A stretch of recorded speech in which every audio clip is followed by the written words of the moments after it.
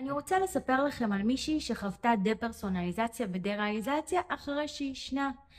היא הייתה רגילה לעשן, זה לא היה פעם ראשונה, זה לא היה עושה לה איזה משהו, אבל פתאום יום אחד, בסיטואציה קצת לא נעימה ומאוד מלחיצה, היא נכנסה ללופ של מחשבות, התחילה להרגיש פתאום מוזר, ונכנסה לתחושת הניתוק. אני מכירה אותה באופן אישי בגלל שליוויתי אותה, והיום כבר אין לה יותר דה-פרסונליזציה, דה-ריאליזציה, והמטרה שלי לספר לכם את זה, כדי שתקבלו תקווה ותבינו שבאמת אפשר לצאת מזה וגם איך. אז בואו נעשה פתיח קצר ונתחיל.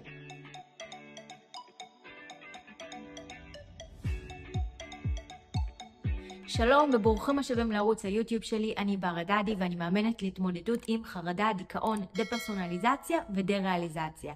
והיום בסרטון אני רוצה לספר לכם על אחת המתאמנות שליוויתי שסבלה מדה-פרסונליזציה ודה-ריאליזציה אחרי שישנה, אפילו ישנה מעודה, והתחילה להרגיש תחושות מוזרות, תחושות של ניתוק, מחשבות טורדניות, אובססיביות שפשוט לא עזבו אותה, עד שהתחלנו לעבוד ולשחרר את זה.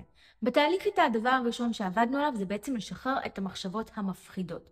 היו לה כל מיני מחשבות מפחידות, היא פחדה שהיא תיתקע עם זה, שהיא תישאר ככה כל החיים, שהיא לא תצא מזה, שהיא תשתגע מזה בגלל שיש להם עבר משפחתי, מישהו במשפחה שהשתגע, אז בכלל החשיבה שגם היא תשתגע מזה, כל הזמן היא הייתה בסטרס לקראת זה.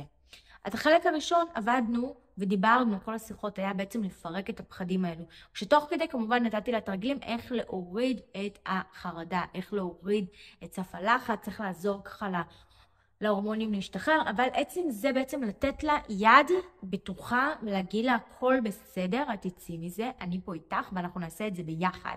כמובן שגם הסברתי לה על ההתחלה את התהליך שהיא צריכה לעשות, אחרי שעשינו שיחת אבחון, ראיתי בעצם את התהליך שהיא צריכה לעבור על מנת לצאת מזה, וגם שיקפתי לה אותו, אז היא הרגישה הרבה יותר ביטחון וודאות, שהנה היא בידיים טובות, ובאמת יש תהליך ויש דרך שהיא יכולה לעשות כדי לצאת מזה. זה כבר הוריד את סף החרדה, וכבר יצר שיפור משמעותי. הדבר הקריטי שהיינו צריכות לעבוד עליו אחר כך, אחרי בעצם שהניתוק ירד, באמת הניתוק ירד די מהר, זאת אומרת הצלחנו להרגיע את החרדה די מהר, לתת לה ביטחון וודאות שהכל בסדר והיא לא משתגעת, לבטל את הפחדים שלה. עבדנו בשלב השני על החרדות, זה הדבר הקריטי. החרדות, כל הזמן היו התקפי חרדה, כל הזמן היה נפילת אנרגיה, נפילת מתח, תחושת פתאום. בעצם השלב הזה שיש עליות וירידות. אפשר לפעמים להרגיש טוב, לפעמים פתאום להרגיש ממש רע, פתאום להרגיש סטטי. השלב הזה היה לה מאוד קשה, ועשינו הרבה מאוד עבודה ועבודה מאוד ארוכה, לאתר את הפחדים ואת החרדות שנשארים כרגע ושמטרידים אותה, כי באמת מחשבות טורדניות כבר לא היו.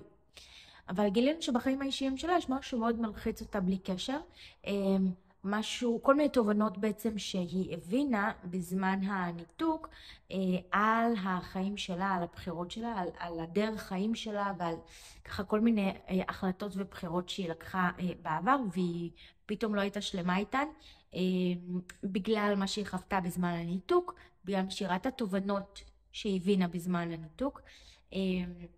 אז היה שכל מיני לחץ וחרדות, יותר בחיים האישיים, ובאמת פתרנו את זה, הבנו מה הרצונות שלה, מה החלומות שלה, מה היא רוצה, איפה היא רוצה לשים את הדגש שלה, את האנרגיה שלה, שזה גם חלק מהעבודה של ראיית עתיד. בעצם לא להוציא את הניתוק מהמרכז, כי הניתוק הופך להיות המרכז, אנחנו כל היום בודקים את עצמנו, האם אני מנותק או לא, אז בעצם להוציא את הניתוק מהמרכז ולשים משהו אחר במרכז. את המשהו האחר ששמנו במרכז, שמנו את חיי החברה, הבילויים, הכיף, זה מה שהיא רצתה וזה מה שהיה חשוב לה.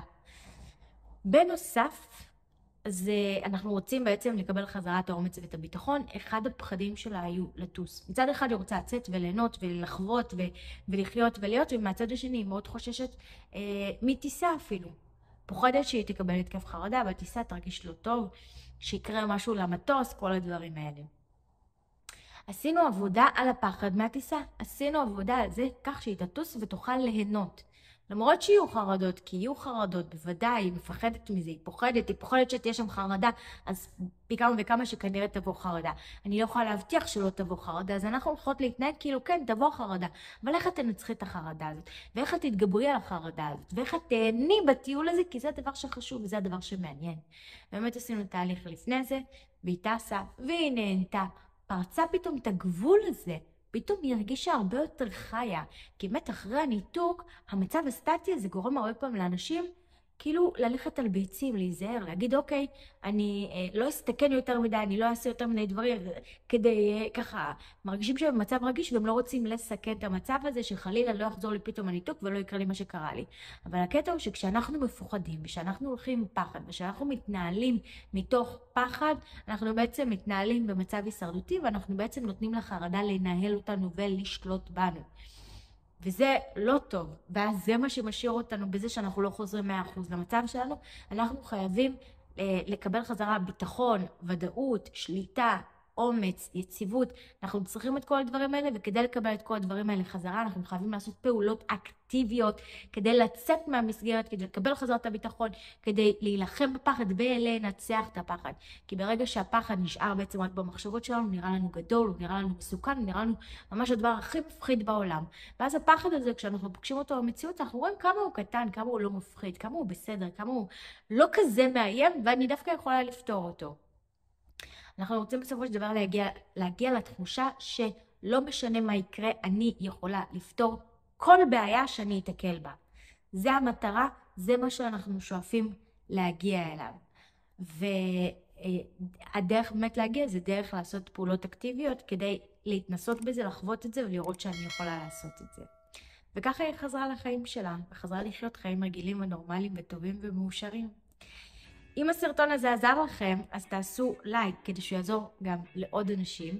ואם יש לכם שאלות לגבי זה או שאתם רוצים לשתף אותי, אז אתם מוזמנים לכתוב לי כאן בתגובות, אני אשמח לשמוע. אם עדיין לא לחצתם להירשם כמנוי, לחצו עכשיו להירשם כמנוי, וניפגש בסרטון הבא.